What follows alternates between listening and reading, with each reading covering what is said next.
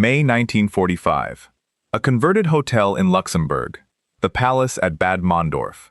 Its ballroom stripped of chandeliers and filled instead with cots, wire mesh over the windows, guards posted where bellhops used to stand. The Americans call it ashcan.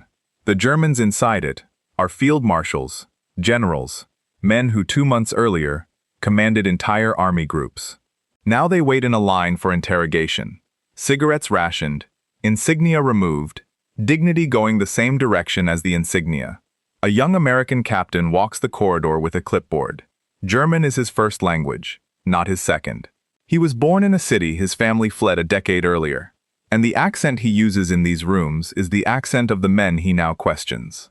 An orderly stops him before he reaches the next cell. "There's a problem, sir. The general in room 6 won't talk to Lieutenant Dawes. Says he'll only speak to you." The captain isn't surprised. This is the 3rd time this week. He opens the door. The general inside is 61 years old, gray at the temples, sitting with the exact posture of a man who has spent 40 years being watched, and has decided he will not stop performing dignity just because the audience changed. He looks up. He does not stand, but something in his face relaxes. Just slightly. The way a man relaxes when a stranger turns out to be someone he has, in some indirect way, already met. He says, in German, "You again. Good. I will talk to you.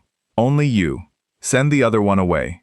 The guards who worked the corridors at Ashcan noticed the pattern before anyone in the intelligence section formally wrote it down. One of them, a staff sergeant from Ohio who had spent most of the war processing much lower-ranking prisoners further west, later described the building as feeling less like a POW camp and more like a strange kind of waiting room, full of men who had spent their entire careers being obeyed and now found themselves negotiating, quietly and through translators, over something as small as which American officer would sit across from them for an hour. He said the requests came in waves. A senior prisoner would be moved to a new session, word would travel down the corridor within the hour, and by the next morning, 2 or 3 more requests for the same interrogator would land on the scheduling desk. Nobody in the building had planned for this. Nobody had designed a system to accommodate it. It simply happened, prisoner by prisoner, until the pattern became too consistent to ignore. This is the story of why that happened. Not once, repeatedly, across weeks, across ranks, across a building full of men who had every reason to distrust every American in the building equally. It's the story of an interrogation program built by refugees interrogating the army that expelled them. And of one specific reason, German prisoners kept asking, by name or by description, for the officer connected to George Patton. Before we go on, let us know in the comments where you're watching from. We love seeing how far this story travels. And if you're loving it so far, join the family by hitting subscribe, because tomorrow, we've got something special lined up just for you. Bad Mondorf itself is a strange place to hold the story, and worth sitting with for a moment before we go further. The town sat almost on the Luxembourg border with France, a spa town, the kind of place that had spent the previous century selling mineral water and quiet weekends to people with money and no particular urgency. The Palace Hotel was the grandest building in it, 4 stories of stone and iron balconies, the sort of place that had hosted honeymoons and small conferences, and the occasional minor royal passing through. In the spring of 1945, the U.S. Army requisitioned it, strung barbed wire across its gardens, bricked over some of the ground floor windows, and turned its guest rooms into holding cells for the most senior prisoners the Western Allies had captured. The codename Ashcan came from Army slang, blunt and unglamorous on purpose, the opposite of anything that might suggest these men still deserved ceremony. Inside, roughly 200 men circulated through the building, across the weeks after the surrender, though the number moved constantly, as prisoners arrived from other holding points, and others were transferred onward for more formal proceedings. Field marshals shared corridors with men 3 and 4 ranks below them. Rank still meant something inside Ashcan's walls, in the sense that habits of 40 years don't dissolve overnight, but it meant much less than it had a month earlier, and every man in the building understood the difference. They were fed adequately. They were watched constantly. They smoked heavily, because there was little else to do with the hours between sessions. And American guards later described the building as perpetually hazy, every hallway carrying the smell of tobacco and old stone and, underneath it, something that several of the guards described only as the smell of an ending. Ashcan was not the only facility of its kind, and the contrast with its counterpart is worth a moment, because it clarifies exactly what made the military prisoners different from everyone else the Allies were processing that spring. A parallel facility, run out of Kransberg Castle, and known internally by an equally blunt code name, handled Germany's leading scientists, engineers, and industrialists, the men responsible for rocketry, jet propulsion, and the industrial machinery that had kept the war running as long as it did. The scientists at that facility were often treated with a kind of wary courtesy from the start, because several Allied governments already understood their technical value and were quietly competing over who would get to recruit them once formal denazification proceedings ran their course. The military men at Ashcan enjoyed no such head start. Nobody was trying to recruit a Wehrmacht field marshal for anything. Their only remaining value lay in what they knew about the war just ended, and the only currency they had left to negotiate with was the accuracy and completeness of their own account of it. That difference, subtle as it sounds, shaped everything about how interrogation worked inside Ashcan's walls. And it's part of why the requests for a specific interrogator carried the weight they did. A scientist at the other facility was being courted. A general at Ashcan was simply being processed, and the only leverage he had left was choosing, when the building allowed it, who he processed himself through.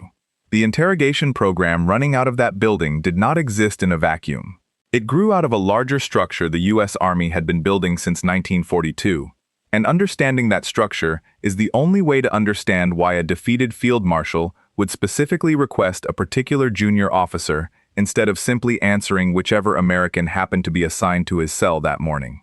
The Military Intelligence Training Center at Camp Ritchie, tucked into the hills of western Maryland, was one of the stranger institutions the U.S. Army built during the war. Strange enough that it took decades before its full story became public. It pulled together soldiers with foreign language fluency from across the country, put them through a compressed course covering interrogation technique, document exploitation, aerial photo interpretation, and order of battle analysis, and then shipped them out to every theater where German or Japanese or Italian was spoken. A disproportionate number of the men trained for the German program were themselves refugees. Teenagers who had left Vienna or Berlin or Frankfurt in the years after 1933, watched their families lose citizenship and property, and in many cases each other, crossed an ocean with whatever fit in a single suitcase, and rebuilt a life in a country that had, at best, ambivalent feelings about admitting them. They enlisted anyway. They trained anyway. And by 1944, a meaningful share of the U.S. Army's German-language interrogators in the European theater were men whose accents told a captured Wehrmacht officer, within the first sentence of the first question, exactly what kind of history was sitting across the table from him. Some prisoners reacted to that discovery with open hostility. A few tried to use it, tried to steer the conversation toward accusation and away from information, betting that a young interrogator might be rattled by having his own biography thrown back at him. It rarely worked, and the reason it rarely worked says something important about how this whole program was built. Camp Ritchie's training doctrine rested on an insight that shows up again and again in post-war assessments of the program. Threats do not work reliably on professional soldiers, and cruelty tends to produce exactly the kind of defiant silence that makes an interrogation useless. What worked, consistently, and across dozens of documented cases, was demonstrated competence, delivered without theater. A prisoner who believes his interrogator already has the essential facts will very often just confirm the details, sometimes out of habit, sometimes because contradicting a well-prepared officer feels, to a man who has spent his career valuing precision, like an undignified gamble not worth taking. Ritchie boys were drilled to project exactly that kind of prepared calm.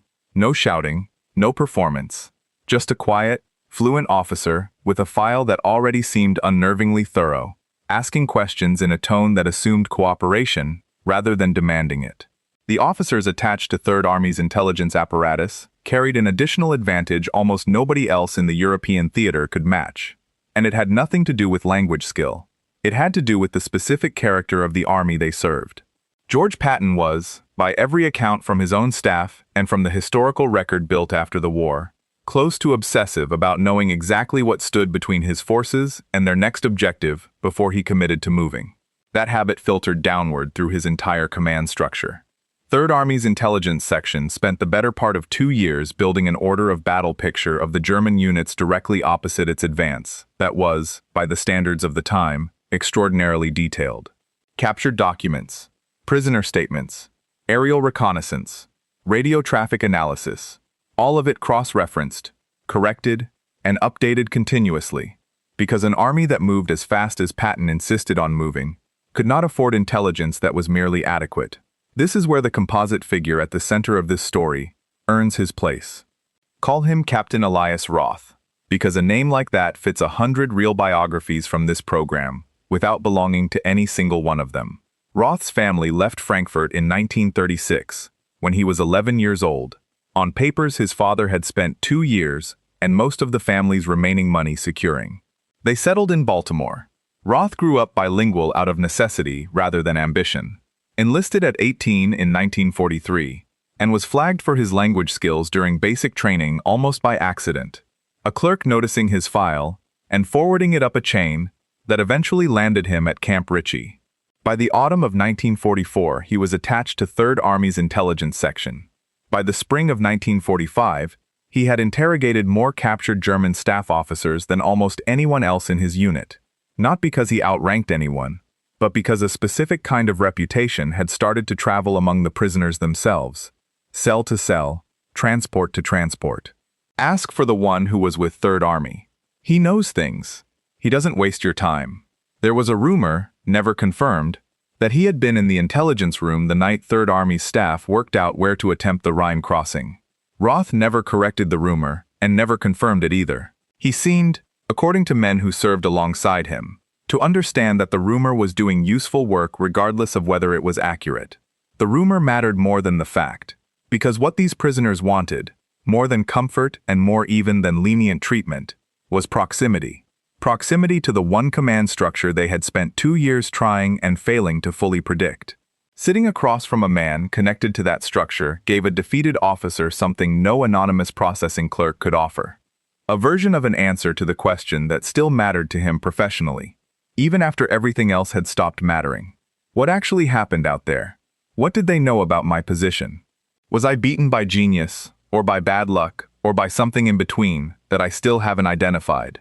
One interrogation summary from that period, later folded into the broader documentary record of the occupation's early intelligence work, describes a lieutenant general who was asked, at the start of a session, what he wanted to discuss before formal questioning began.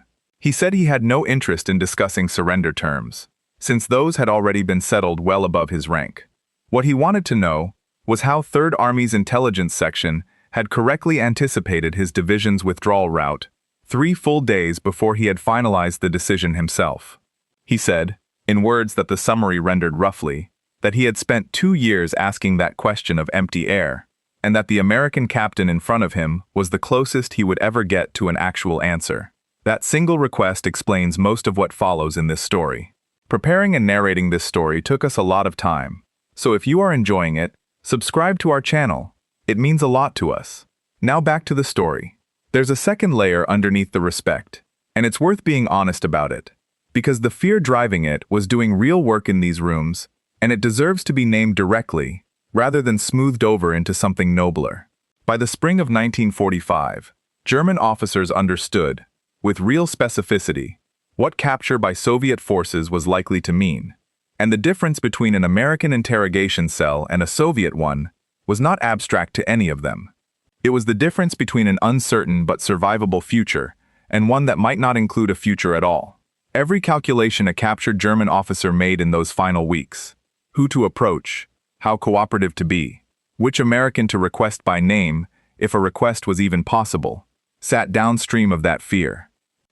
An interrogator connected to Third Army carried a specific kind of reassurance inside that fear, because Third Army had a reputation, whether fully deserved or partly mythologized by that point, for moving fast enough and far enough east that its captured prisoners tended to end up processed cleanly through American channels, rather than caught in the administrative chaos further along the front, where jurisdiction between armies got murky and outcomes got considerably less certain.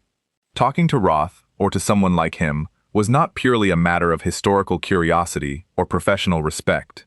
It was also a way of anchoring yourself, formally and on paper, to the part of the war that was ending in something like order, instead of the part that might still end in catastrophe. One case makes this second motive almost uncomfortably explicit. A brigadier, captured in the final week of the war, near the demarcation line, that would soon separate American and Soviet occupation zones, requested Roth specifically, before any formal session had even been scheduled, sending the request through an intermediary, before the two men had ever met. When Roth finally sat down with him, the brigadier spent almost no time discussing tactics or operations at all.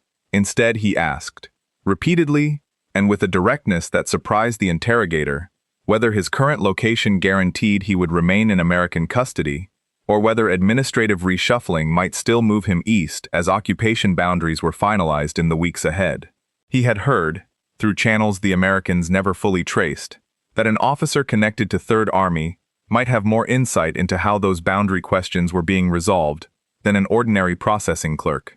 Roth had no real authority over occupation zone boundaries, and said so plainly, but the brigadier kept the conversation going anyway, circling back to the same underlying question in different forms, as if simply hearing an informed American discuss the subject calmly was itself a kind of reassurance, regardless of what specific guarantee it did or didn't provide. He gave up a considerable amount of genuinely useful operational detail over the course of that session, seemingly as a kind of running payment for the calm, unhurried attention he was receiving in return, whether or not he ever articulated the exchange to himself in those terms. So you had two motives braided together inside the same request, arriving from the same men in the same corridor. Respect for an army that had outthought them tactically for 2 straight years, and fear of an entirely different army that hadn't outthought them yet but might still determine their fate. Both motives pointed in the same direction. Both motives said, ask for the Third Army man, and ask specifically, and keep asking until someone in the building takes the request seriously. The pattern shows up clearly below the rank of Field Marshal too, and it's worth spending real time on the smaller cases, because the generals get remembered, and the majors and colonels almost never do, even though their sessions make up the bulk of what actually happened inside that building day to day. A major from a Panzer reconnaissance unit, captured in the Saar region in March 1945, refused 3 separate interrogation sessions with 2 different American officers, before Roth was finally pulled in to handle him. The major's stated reason, recorded afterward by the processing sergeant with a note of genuine irritation, was almost comically direct. He said the other interrogators clearly did not understand the terrain he had been fighting on, and that there was no point explaining a tactical decision to a man who could not picture the ground beneath it. Roth could picture the ground, because Third Army's intelligence section had spent a year and a half building detailed terrain assessments alongside its order of battle files, correlating reconnaissance photography with captured maps, and with prisoner testimony gathered from earlier, unrelated interrogations. When the major began describing a delaying action his unit had conducted along a specific ridgeline east of the Saar, Roth did not ask him to clarify the geography. He already had the map in front of him, already annotated, already cross-referenced against 2 previous statements from different captured units, describing the same position from different angles. The major talked for nearly 40 minutes. He believed, by his own later account, that he had given up nothing especially sensitive.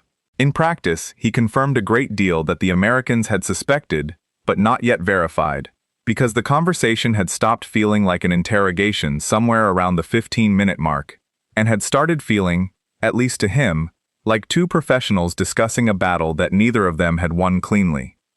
A different case involved an aide who had spent the final year of the war on the personal staff of one of the more senior Army group commanders in the West. A man whose own name belongs to the history books rather than to this story.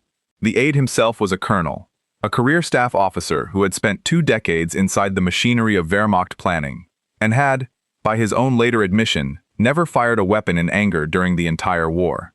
His value to American interrogators lay not in any specific engagement, but in his intimate familiarity with how his commander's staff had processed intelligence, allocated reserves, and reacted to the reports flooding in from the front during the war's final chaotic months. He arrived for his first session prepared, in his own mind, to give a carefully bounded account, the kind of controlled testimony a staff officer gives when he still imagines his own post-war reputation might depend on the details.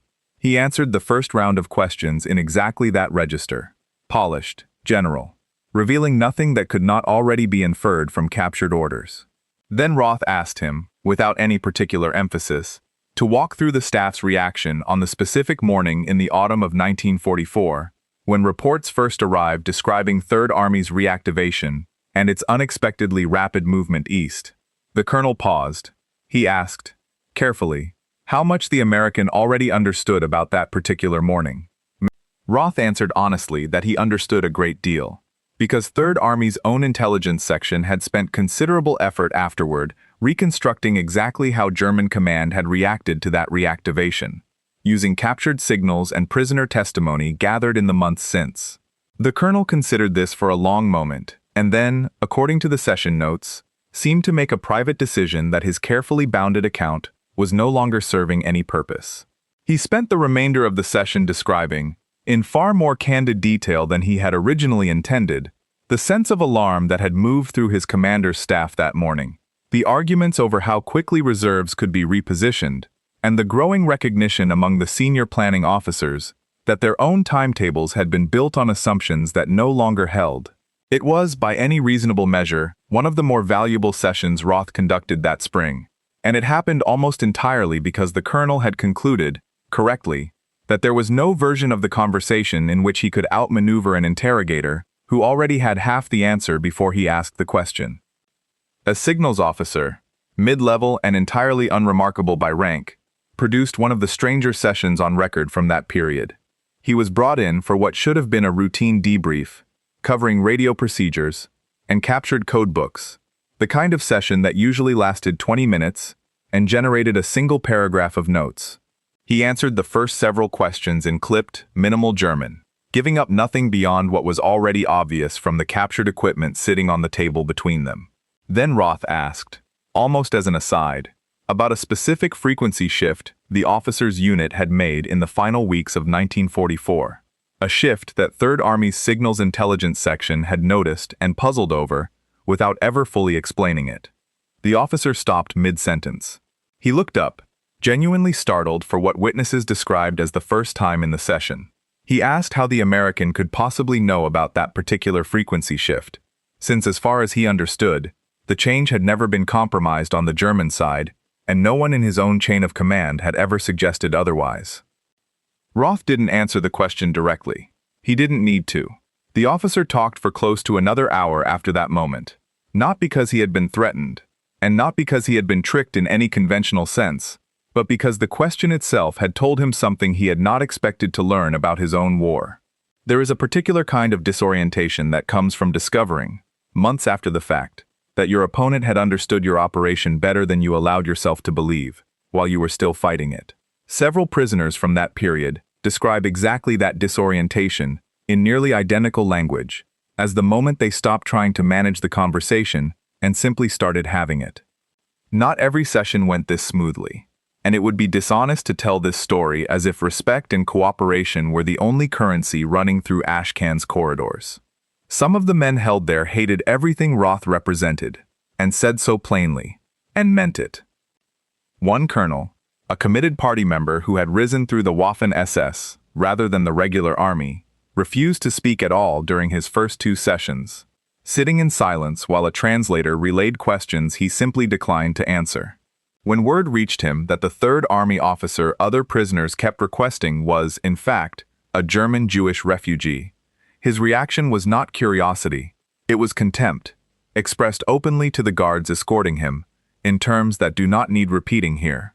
He requested, in writing, that he never be assigned to that interrogator specifically, framing the request as a matter of principle rather than practicality. The request was denied, not out of any deliberate cruelty on the American's part, but simply because Roth's caseload by that point in the spring had become difficult to redistribute without slowing down the entire processing schedule. The colonel sat across from Roth anyway, arms folded, jaw set, answering in monosyllables for the first 20 minutes of a session that both men clearly expected to go nowhere. It didn't stay that way. Roth, following the same method that had worked on dozens of other prisoners, began asking specific, technical questions about a specific engagement the colonel's unit had fought against elements of Third Army the previous autumn. Questions detailed enough that answering them accurately required real professional engagement rather than reflexive refusal. The colonel resisted for a while. Then, according to the interrogation notes from that session, something shifted, not into warmth, and certainly not into anything resembling the respect other prisoners had shown, but into something closer to professional obligation. He began correcting details he considered inaccurate in the American's account of the engagement, as if the inaccuracy itself offended him more than the identity of the man sitting across the table. By the end of the session, he had described his unit's dispositions in more operational detail than either of his previous two interrogators combined had managed to extract. He never thanked Roth. He never softened his stated views. But he did, notably, request the same interrogator again, for a follow-up session 2 days later, a request that several of the guards who processed the paperwork found difficult to reconcile with everything he had said about the man 48 hours earlier. Nobody in the building pretended it was a happy ending.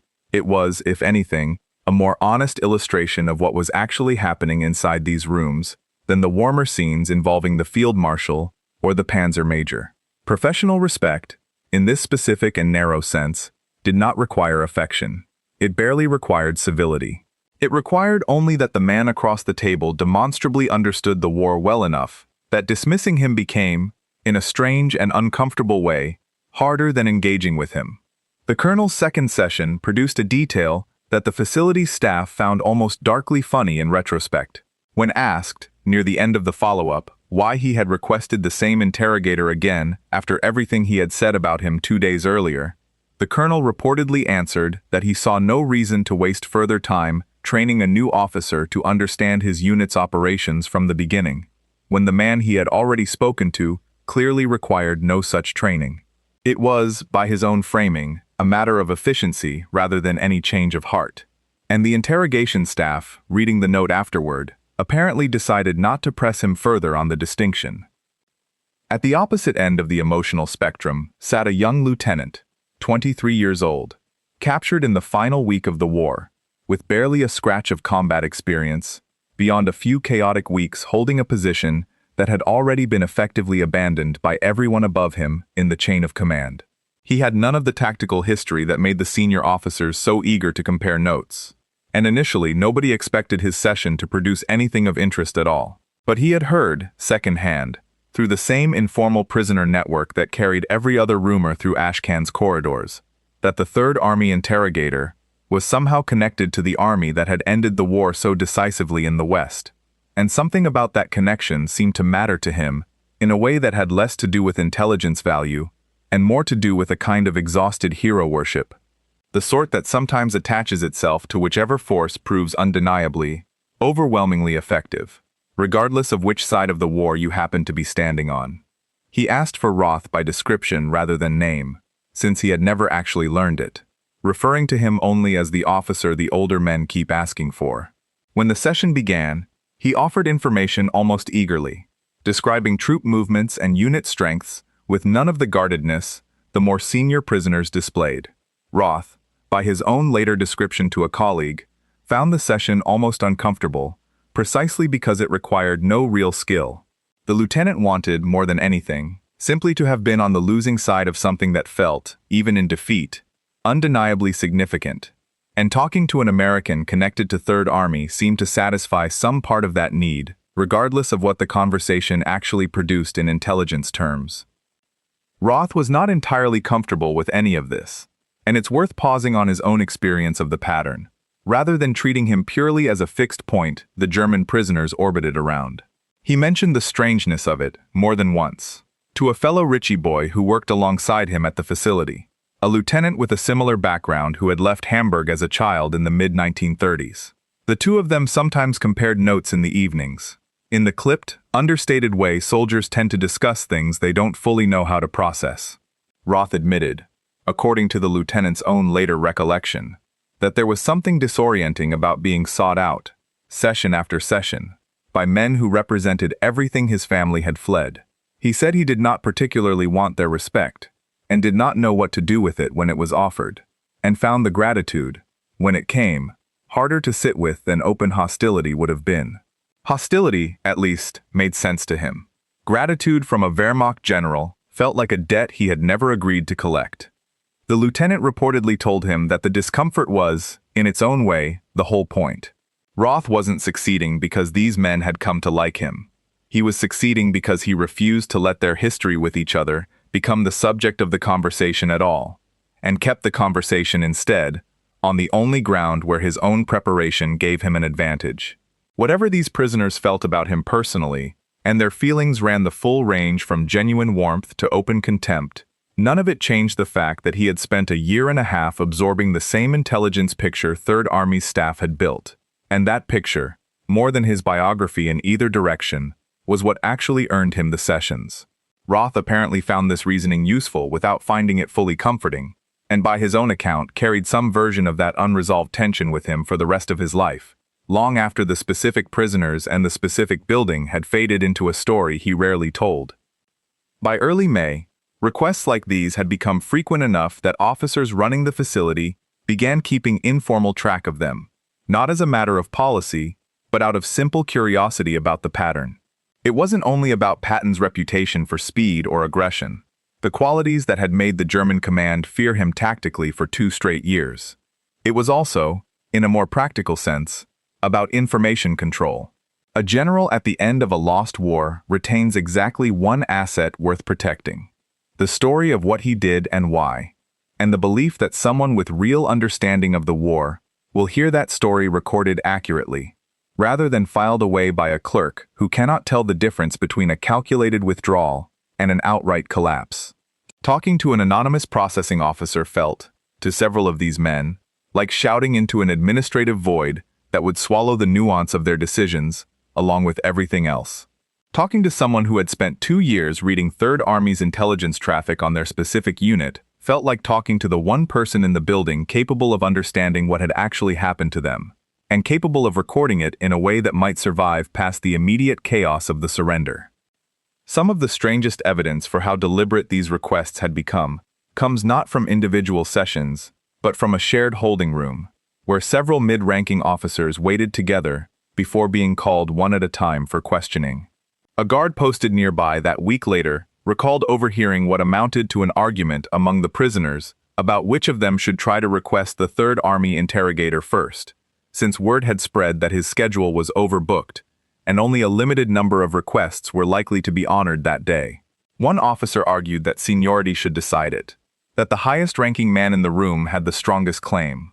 Another disagreed, arguing that whoever had actually served closest to Third Army's sector should go first, since he would presumably get the most out of the conversation, and, just as importantly, would have the most to offer in return.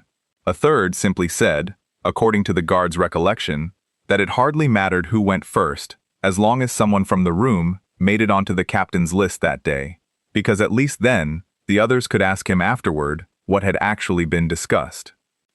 The guard found the whole exchange faintly absurd. Men who had commanded thousands of soldiers a few weeks earlier, now negotiating among themselves over a seating order for an interrogation.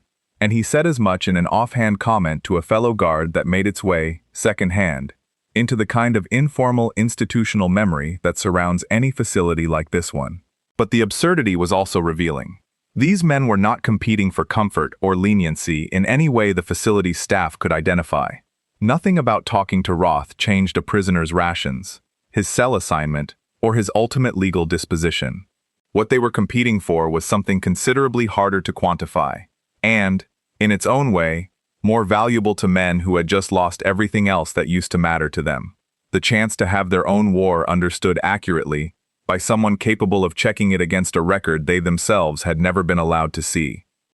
There's a particular scene worth sitting with in full, because it captures the whole dynamic in miniature, and because it involves the most senior prisoner Roth interrogated during his time at the facility. A field marshal, one of the handful of men held at Ashcan whose name would eventually appear in every serious history of the campaign, is brought in for a session that is supposed to run 20 minutes and runs closer to 2 hours instead. He spends most of it not answering questions but asking them. He wants to know which of his defensive positions the Americans had identified before contact was even made. He wants to know whether a specific bridge demolition, one his own staff had considered a minor tactical success at the time, had actually delayed anyone at all, or whether the Americans had already located a crossing further south before the demolition charges even detonated. Roth answers what he is authorized to answer and declines the rest, carefully, without theater, and at the end of the session, the field marshal does something that visibly startles the guard standing by the door. He stands, straightens his uniform out of pure remaining habit, and thanks the captain, not for anything specific, just, in general terms, for treating the conversation as though it mattered. The guard reported the moment because it struck him as strange, and it went into the log because officers running the facility had started collecting these small anomalies for their own reasons. A defeated field marshal thanking his interrogator is not standard behavior in any army's doctrine on prisoner processing, and it was not really about gratitude in any warm sense. It was closer to professional respect, surviving inside the wreckage of everything else that had collapsed around this man in the preceding weeks. The war was over. The uniform meant nothing beyond habit anymore. But the conversation, for 2 hours, had felt like two soldiers discussing soldiering rather than a captor processing the captured. And that distinction, thin as it sounds when described plainly, was apparently worth something to a man who had lost every other structure that used to define who he was. None of this erases what these men had served, and it's worth saying that plainly, because the story can start to sound sentimental if you're not careful with how it gets told. Several of the officers held at Ashcan went on to face formal war crimes proceedings in the months that followed. Others walked free into a country trying, badly and unevenly, to rebuild itself, and never faced any formal reckoning at all for the regime they had spent 12 years serving. The respect they showed a Jewish-American interrogator in a POW cell in the spring of 1945 does not retroactively soften what that regime was, and it shouldn't be read that way by anyone telling this story afterward. What it does show, and what makes it worth telling carefully, rather than dismissing as an inconvenient footnote, is something narrower, and in some ways stranger than a simple moral about respect crossing enemy lines. It shows that competence, delivered without cruelty, earned a specific kind of authority inside that room that rank, uniform, and nationality alone could not produce, even among men who had spent 12 years building an entire ideology around the idea that nationality and blood determined worth above everything else. It's worth pausing here on how unusual this dynamic actually was, measured against how prisoner processing normally worked across the European theater in the spring of 1945. The scale of the German collapse in those final months meant Allied forces were processing surrendered soldiers by the hundreds of thousands, sometimes by the tens of thousands in a single day, along the most active sectors of the front. Most of that processing was, by simple operational necessity, fast, impersonal, and almost entirely administrative. A soldier gave his name, his unit, and his rank, and moved into a holding pen, alongside thousands of others, and no one on either side of that exchange expected anything resembling an actual conversation to come out of it.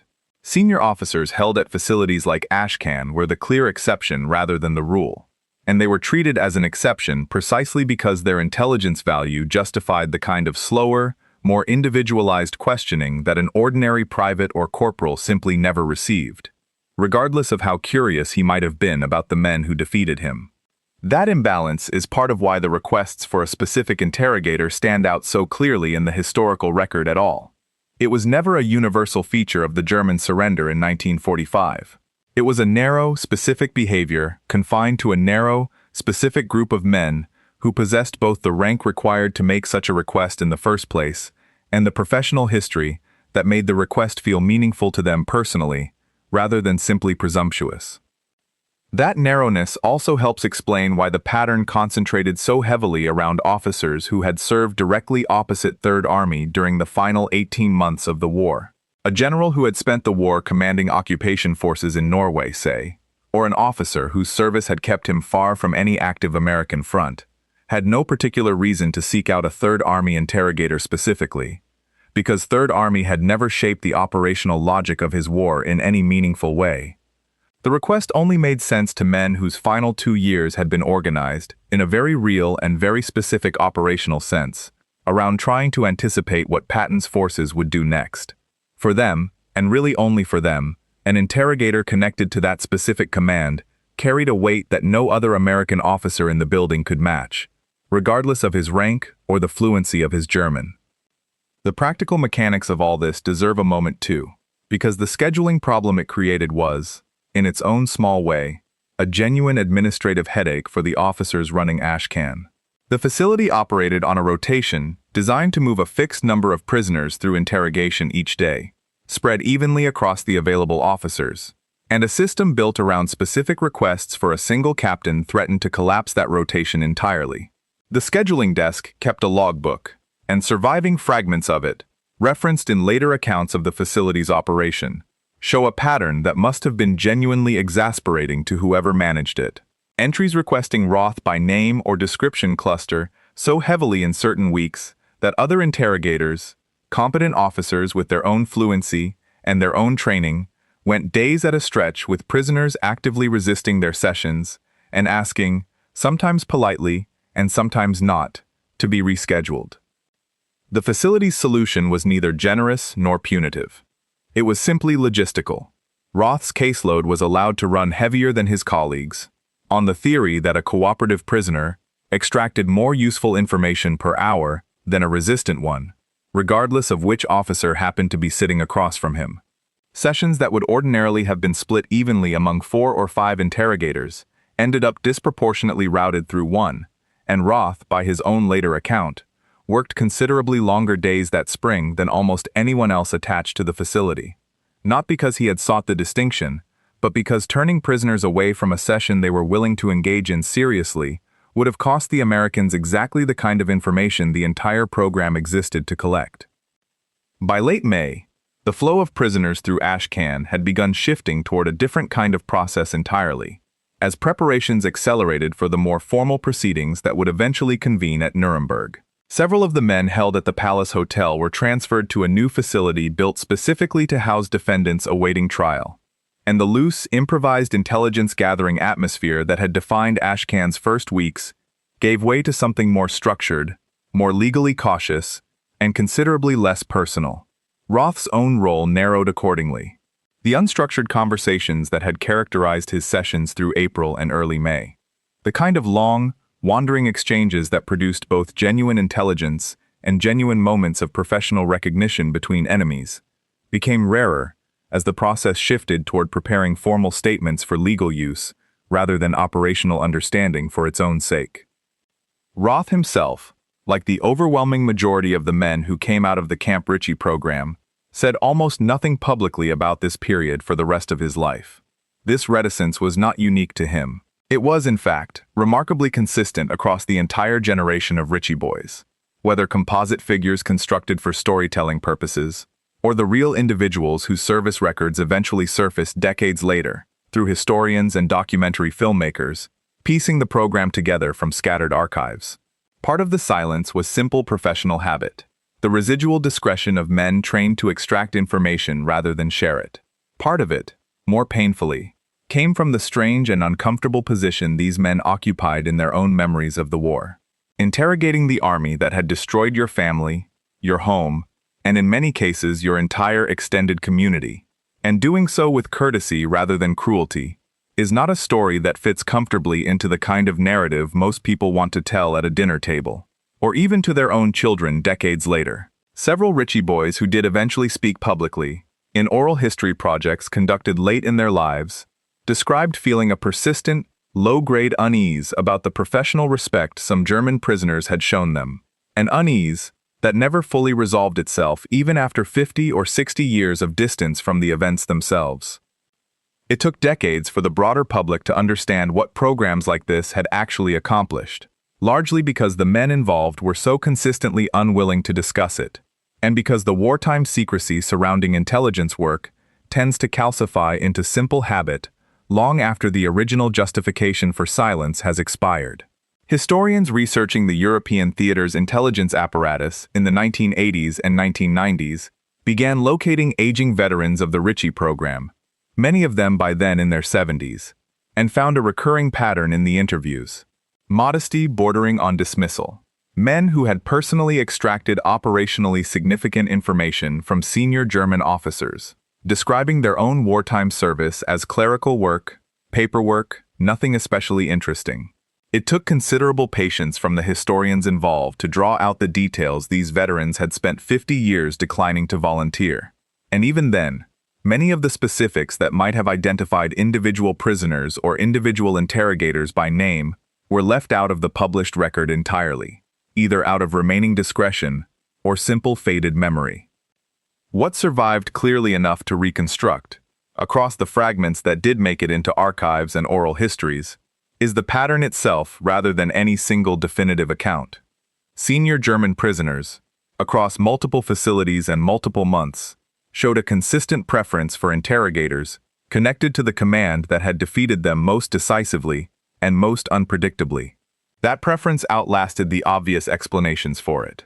It wasn't simply about fluency, since multiple interrogators at Ashcan spoke equally fluent German. It wasn't simply about seniority or rank, since junior officers sometimes made the same requests as field marshals. It tracked, consistently and specifically, with proximity to Third Army's intelligence apparatus, the one part of the American war machine that these particular prisoners had spent 2 years trying and failing to fully understand from the outside. The information these interrogations produced went into intelligence summaries, staff reports, and eventually into the broader documentary record historians would use to reconstruct exactly how Third Army fought its war, and exactly how thoroughly its opponents had come to fear and study it.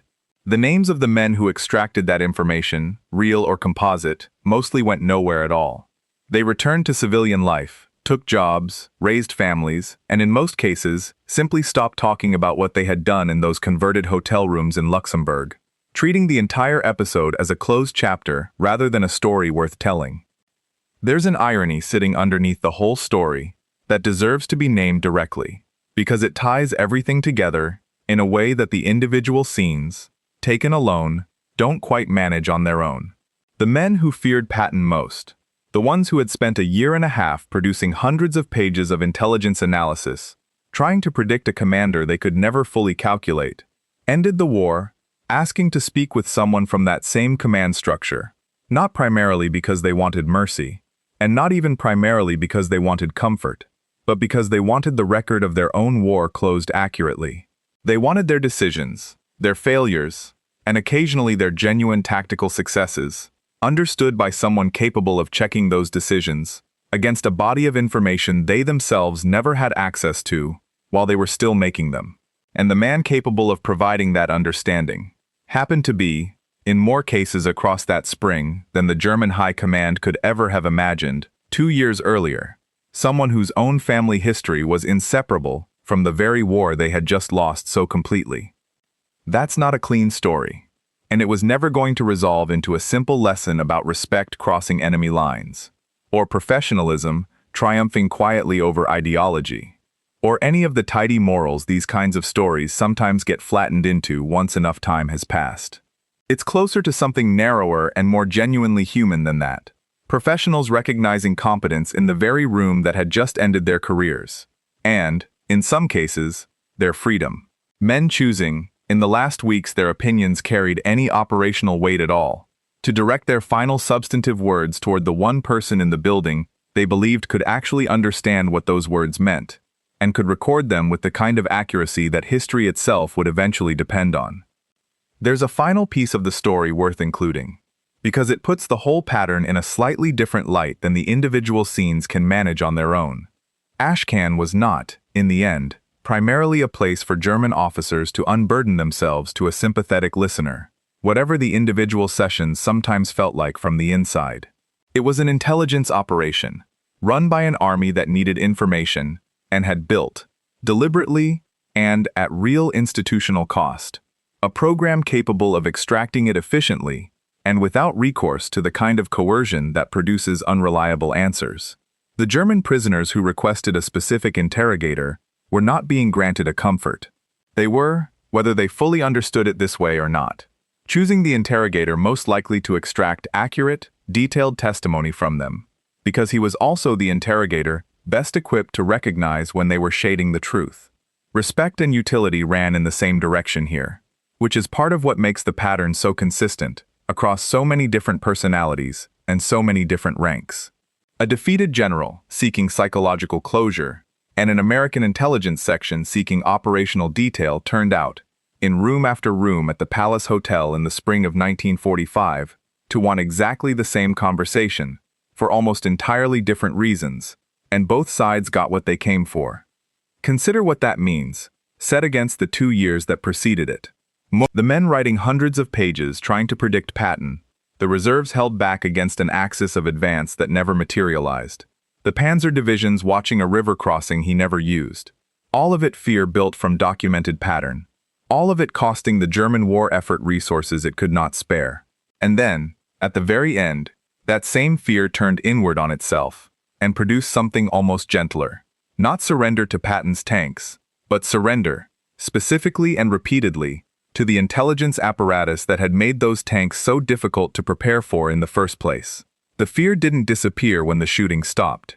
It simply changed shape, from something that shredded German operational planning in real time into something that shaped, quietly and almost invisibly, exactly which American officer ended up sitting across the table from exactly which defeated German commander, in the last weeks either side, was still keeping track of who any of it belonged to. If you've been watching this channel for a while and still haven't subscribed, now is the moment. Hit the button, turn on the notification bell, and join the community.